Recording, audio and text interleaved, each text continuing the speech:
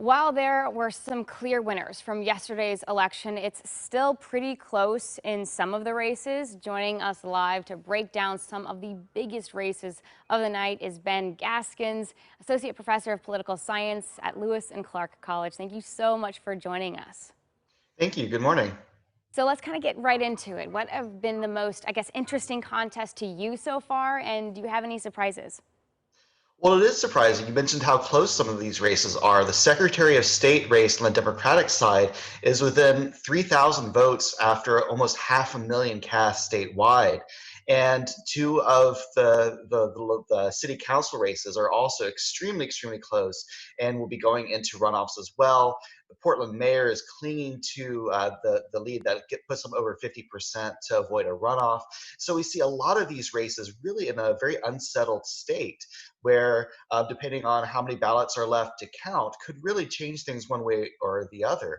I think it shows that a lot of Oregon voters are really trying to make sense of, especially at the local level, where they want to take their city, where they want to take their county, and just not really coalescing around one single candidate, especially for the city commission.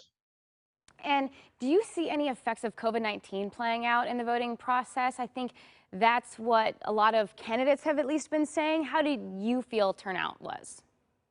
Well, according to the Secretary of State's website, turnout is off about 12 points from where it ended up 4 years ago, but it's hard to compare because in 2016 there is still a hot presidential primary going on, and so that may have led to there being a little bit of a decline of turnout. But I think you can't know how much of an effect COVID-19 had.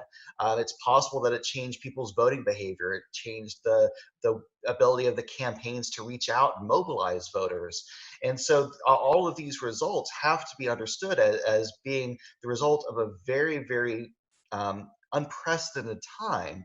And we just won't know how the pandemic really affected people's behavior and their ultimate turnout. Yeah, very strange times for sure. And I know that I think candidates felt like they couldn't get out in front of people like they had originally wanted to in the traditional sense. So also, it is undecided for the Portland mayoral race. So what do you think about it heading into a possible runoff? Well, I think if it does end up into a runoff, that'll be something that, Ted Wheeler is trying everything he can to avoid. I think that given the looming crisis that every city will be facing with not only the pandemic, but with the financial impact of it as well, the idea of having to run a bruising one on one political campaign throughout the summer and into the fall is something that he is very eager to avoid. So again, he's clinging to a very slim lead or slim margin above that 50% threshold that would allow him to avoid that runoff. And it's tightened a little bit since last night, but assuming that he's able to maintain the support that he had going into last night, he should be able to avoid that runoff and be reelected mayor. Hopefully, the results will come back very soon and that we'll know where we're standing on that. And I want to quickly kind of look at another larger political question here. So Joe Biden was the obvious nominee for the Democratic primary here. Is there any idea on who his VP pick might end up being? It's still very up in the air. I mean, he said that he's going to choose a woman, and that's the only thing that we really know. As of last week, there was a discussion that he was meeting one on one with Illinois Senator Tammy Duckworth. So she's at the top of the list. Kamala Harris, Senator from California, has long been speculated to be at the top of his list as well.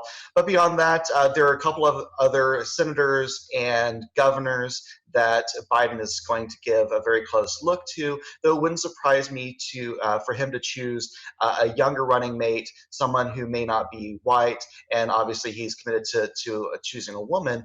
And it'll be interesting to see if they are a member of the more progressive wing of the party or someone who is more centrist like Biden is.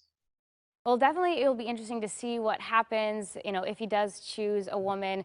And obviously your insight is so helpful for here locally in Portland, but also for our presidential race as well. Thank you so much for joining us, Ben.